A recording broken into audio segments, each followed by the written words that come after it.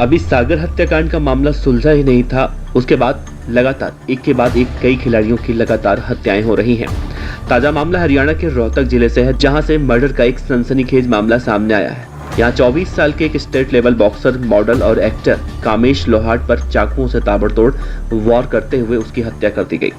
घटना सीसीटीवी कैमरे में कैद हो चुकी है। शहर के पुरानी सब्जी मंडी थाने में शिकायत भी दर्ज कराई गई है। दो पक्षों के बीच हो रही लड़ाई शांत कराने गए थे। इसी दौरान लोगों ने घेर कर उन पर धारदार हथियारों से हमला कर दिया। क्या किसी की जान बचाना आज के समय में अपराध है क्या?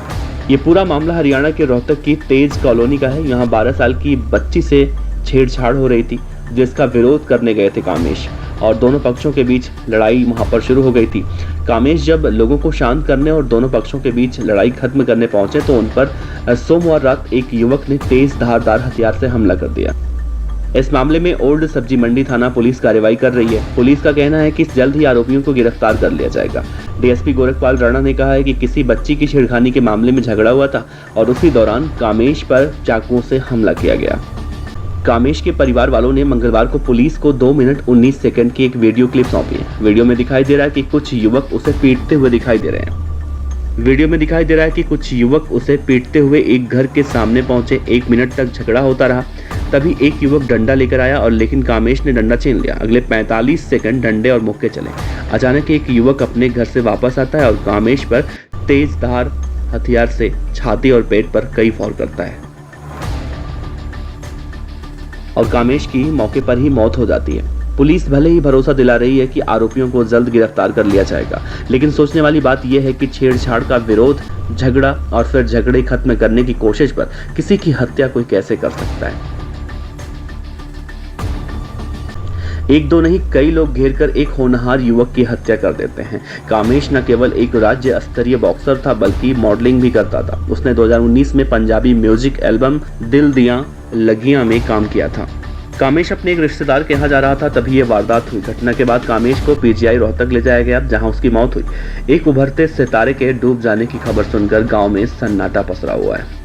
पुलिस को जांच में मालूम चला है कि राहुल नाम के एक आरोपी ने एक किशोरी से अभद्र व्यवहार किया। उसकी मां पुलिस चौकी में गई, लेकिन लिखित शिकायत नहीं दी गई। इसके बाद शाम को मृतक कामेश और उसके दोस्तों के साथ आरोपियों का झगड़ा हो गया। पुलिस ने 5 लोगों के खिलाफ केस दर्ज किया। आरोपी राहुल उर्फ नल्ली को गिरफ्तार किया गया, जबकि उसका भाई सन्नी पीजीआई में एडमिट है।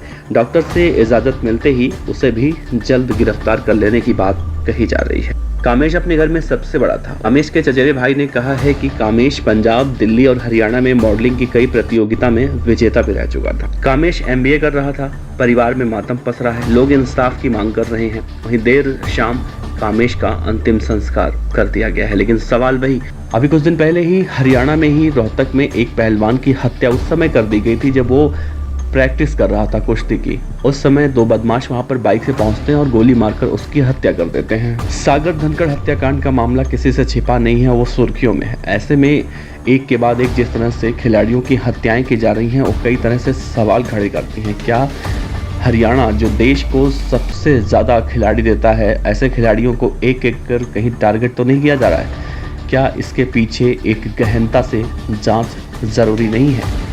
खैर, आप अपने सुझाव, अपने विचार इस खबर पर जरूर दीजिएगा। आपका बहुत बहुत शुक्रिया।